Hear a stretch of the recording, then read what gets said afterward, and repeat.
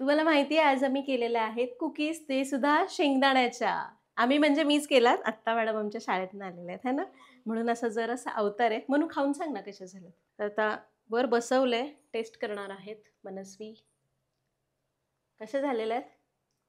कशाची टेस्ट येते सांग मला. चॉकलेट सिप आहे. अयो चॉकलेट, उगाच उगाच.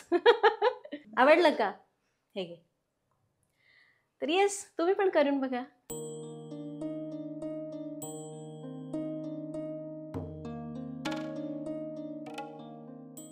नमस्कार, सरिताच्या स्वयंपाकघरात म्हणजेच आपल्या Sarita's kitchen food and blogs या नवीन चॅनलमध्ये तुमचं खूप मनापासून स्वागत. आणि हा चॅनल नवीन आहे, सबस्क्राईब केला नसेल तर जरूर सबस्क्राईब करा. याच्यावर आपण घरामध्ये मी ज्या काही हलक्या फुलक्या रेसिपीज शेअर करत असते ना, त्याचे अगदी हलके फुलके ब्लॉग्स तुमच्यासोबत शेअर करणार आहे. त्याचबरोबर आपण या चॅनलवर लाईव्ह सेशन्स पण करत असतो, ज्यामध्ये तुम्हाला अवघड रेसिपीज सोप्या करून शिकवल्या जातात, अगदी स्टेप बाय स्टेप. त्यामुळे नक्की सबस्क्राईब करा. आणि आज मी तुम्हाला मस्त शेंगदाण्याचे बिस्किट्स कसे करायचे ते दाखवणार आहे. याला खरं तर आपण पीनट कुकीज म्हणू शकतो.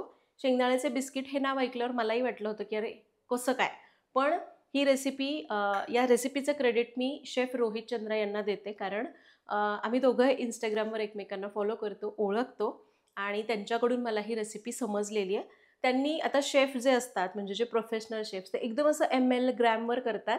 तर मी माझ्या हिशोबाने म्हणजे तुम्हाला समजावं म्हणून ही कमर्शियल केलेली रेसिपी जरा सोप्या भाषेमध्ये प्रमाण वगैरे काढून एकदा ट्राय केली आणि आता पुन्हा तुमच्यासोबत शेअर करणार आहे. त्या वाटीचं प्रमाण आहे, त्यामुळं नो टेन्शन.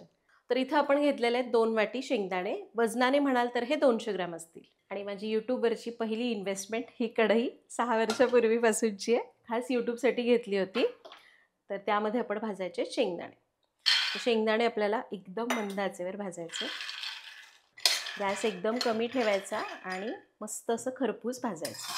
तर शेंगदाणे कुठल्याही पदार्थाला घ्यायचे असतील ना, तर ते छान खरपूस भाजलेले घेतले की तो पदार्थ जास्त दिवस टिकायला मदत होते. कारण शेंगदाण्यामध्ये खूप जास्त प्रमाणात मॉइश्चर असतं, तेल पण असतं, मॉइश्चरही असतं. ते जसं आपण छान मंद आचेवर भाजतो तसं ते खमंग लागतात, मॉइश्चर कमी होतं आणि मग पदार्थ महिनाभरापेक्षा जास्त दिवस टिकतो, त्याला मेणचट वास येत नाही. त्यामुळे गॅस कमी आणि खरपूस भाजूया. तर बघा शेंगदाणे छान खरपूस भाजले गेलेले आहेत, साल असं सुटायला लागलं आहे. गॅस बंद करूया. याला एका ताटामध्ये पसरू आणि 15 मिनटात हे गार होतील. तर शेंगदाणे पूर्ण गार केले, त्याचं साल काढून घेतलं आहे, थोडे खाऊन पण झालेले आहेत. तर त्याला बारीक करूया. त्यांना मिक्सरच्या भांड्यात काढलं. यामध्येच घालायची आहे साखर. साखर घेताना मी पाऊण वाटी घेतलेली आहे. याला पल्स मोडवर बारीक करायचं आहे. आता शेंगदाण्यामध्ये तेल असतं, त्यामुळे आपण जर याला कंटिन्युअस फिरवलं ना तर याला खूप जास्त तेल सुटेल, असं बारीक पण होणार नाही आणि गोळे गोळे होतील. त्यामुळे याला पल्स मोडवरच ऑन ऑफ करत करत बारीक करायचं आहे.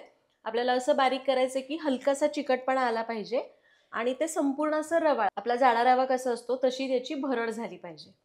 त्यामुळं ऑन ऑफ करत करत पल्स मोडवर करूया.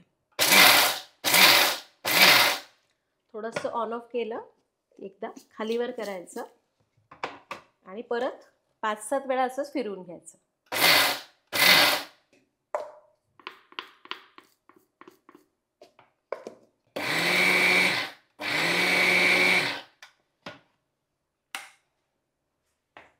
तर हे बघा, याला आपण बारीक केलं आहे, परफेक्ट ग्राइंड झालं आहे. हे बघा असं रवाळ रवाळ आहे आणि हलकासा चिकटपणा आला आहे. साखर पण चांगली बारीक झाली आहे. आता याला एका ताटामध्ये काढूया. हे बघा असं टेक्स्चर पाहिजे आपल्याला. तर याला बारीक करून घेतलं आहे. समजलं कसं करायचं? फार तेल सुटून द्यायचं नाही. आता यामध्ये बाकीचं साहित्य ॲड करू. याने काय होईल, चव पण चांगली येईल आणि थोडंसं बाइंडिंग मिळेल, कारण फक्त शेंगदाण्याने बाइंडिंग येणार नाही, हो ना. चला यामध्ये घालूयात त्याच वाटीने पाऊण वाटी गव्हाचं पीठ, किंवा तुम्ही मैदा घेऊ शकता. पाऊण वाटी दूध पावडर, किंचित मीठ घालूया, पाव चमचा, आणि घालायची आहे 2 टीस्पून बेकिंग पावडर. चमचा मोठा आहे म्हणून मी थोडी थोडी कमी घालते. आणि पोहे खायचा चमचा असेल तर साधारण अर्धा पाऊण चमचा 2 वेळा घालायची. सोबतच घालूयात 3 ते 4 चमचे साजूक तूप, किंवा तुम्ही तेल वापरलं तरी चालेल. आता याला मिक्स करायचं आहे. मिक्स करत असताना असं थोडं थोडं हलक्या हाताने चोळून मिसळायचं. कणिक तिंबल्यासारखं दाबू नका, नाहीतर मग शेंगदाणा तूप घातलं आहे त्याचं सगळ्यातलं तूप रिलीज होईल आणि खूप ओलं ओलं होईल. तुम्हाला वाटलं खूपच जास्त कोरडं होतं आहे तर मग थोडंसं असं रगडून रगडून मळून घ्या. अगदीच वाटलं बाइंडिंगच येत नाही आहे तर थोडंसं पल्स मोडवर हे सगळं मिश्रण मिक्सरमध्ये फिरवून घ्या.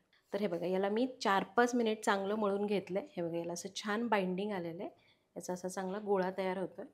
तुम्हाला जर असं ओलसर टेक्स्चर मिळालं नाही तर मी सांगते काय करा, मिक्सरमध्ये घ्यायचं, अगदी एक छोटा चमचा तूप घालायचं आणि एक 5 ते 6 सेकंद त्याला फिरवायचं. बरोबर सगळं छान एकजीव होतं आणि आपण जास्तीचं घातलेलं तूप असतं ना, त्यामुळं त्याला बाइंडिंग येतं. पहिल्यांदा ज्यावेळी मी करत होते ना, त्यावेळी मला तूप घालण्याची गरज पडली, जास्तीचे 2 चमचे. आत्ता मी करते तर, आणि मी मिक्सरला पण फिरवलं, आत्ता मी करते तर मी फक्त हातानेच मळत गेले आणि 2 चमचे तूप वाढवलं, म्हणजे एकूण आपण 6 छोटे चमचे तुपाचा वापर केला आहे.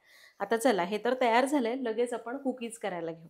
तर इथं मी काय केलं आहे, एका ताटाला बटर पेपर लावला आहे आणि त्याच्यावर पुन्हा थोडंसं तूप लावून घेतलं आहे, म्हणजे तो व्यवस्थित चिकटला जाईल. आता आपण याच्या कुकीज तयार करूया. तर तुम्हाला जसे लहान मोठे बिस्किट पाहिजे तसे करा, पण खूप जाड करू नका, नाहीतर मग लवकर बेक होणार नाही. याला प्लेटमध्ये लावायचं, यावर थोडेसे पिस्ते लावूया, किंवा तुम्ही शेंगदाण्याचे भाजलेले शेंगदाणे पण थोडे लावू शकता. आता उरलेले बिस्किट्स मी असेच बनवून घेते. तसं इथं मावतील एवढ्या कुकीज मी या ताटात काढून ठेवलेल्या आहेत. आता याला बेक करूया. तर आता हे बेक करायचं आहे, त्यासाठी एक मोठी कढई मी आधीच प्रीहीट करायला ठेवली आहे. म्हणजे गॅस कमी ठेवला आहे, त्याच्यावर झाकण ठेवलं आणि 5 मिनटं मंद आचेवर कढई ठेवून दिली. हे बघा, अशी ही गरम गरम झाली पाहिजे. खाली स्टँड पण ठेवलेलं आहे, तुम्हाला पाहिजे तर खाली मीठ पसरा, त्याच्यावर स्टँड ठेवलं तरी चालेल. आता यावर आपण सावकाश हे ताट ठेवायचं आहे, यावर झाकण ठेवूया आणि एकदम मंद आचेवर याला बेक करायचं आहे. मी तुम्हाला शेवटी सांगेन की याला एकूण किती टाईम लागणार आहे. तुम्ही कुकीज लहान, जाड, पातळ करताना त्याच्यावर याचा टाईम चेंज होऊ शकतो. तर आज मी मागच्या वेळी थोड्याशा पातळ केल्या होत्या, आज थोड्याशा जाड केलेल्या आहेत. बघूयात याला किती वेळ लागतोय. फक्त लक्षात घ्या, बेक करायला ठेवण्याच्या आधी कढई गरम असावी, म्हणजे तो आपण त्याच्यामध्ये जी बेकिंग पावडर घातली आहे ना, ती खूप चांगल्या पद्धतीने काम करते आणि बिस्किट्स चांगले असे खुसखुशीत होतात. तर एक 12 ते 13 मिनिट झालेली आहेत. हे झालेत बरं का, या दाखवते. तर हे बघा, मी गॅस मगाशीच बंद केला, म्हणजे तुम्हाला दाखवायचे जस्ट आधी. आणि हे वरून आता अजिबात चिकटत नाही, हलकं हलकं कोरडं लागतंय. आणि हे बघा, याच्या कडा अशा तांबूस झाल्यात, याचा अर्थ हे तयार झालेले आहेत. आता हे गरम असताना काढलं ना तर हे तुटणार. काढून घेऊया. काढताना सांभाळून काढायचं आहे, कारण गरम आहे ना खूप. याला आपण बाजूला ठेवू. दुसरीकडे मी अजून कुकीज करून घेतलेल्या आहेत, लगोलग याला पण बेक करूया. तर आपली पहिली बॅच पूर्ण गार झाली आणि दुसरी बॅच बेक झालेली आहे. आणि एवढ्या प्रमाणात आपण जे प्रमाण घेतलं ना 2 वाट्यांचं, त्याच्यामध्ये 20 मीडियम साईजचे बिस्किट्स तयार होतात. आणि हो, हे एक बिस्किट बेक होण्यासाठी 12 ते 13 मिनिट लागतात, मध्यम जाड असतील तर.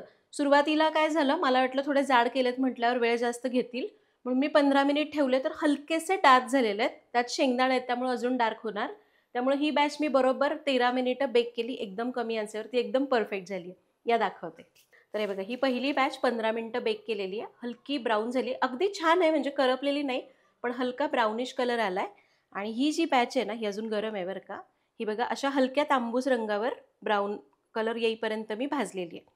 ही 12 मिनिट भाजली, ही 15 मिनिट भाजली. तुम्हाला जशी आवडतात त्याप्रमाणे तुम्ही बेक करू शकता. तर दोन्हीही बॅचेस व्यवस्थित बेक झालेल्या आहेत. एक फक्त हलकी डार्क आहे, अगदी 1 मिनिट 2 मिनिट जास्त ठेवले म्हणून, कारण शेंगदाणे लगेच रंग धरतात ना.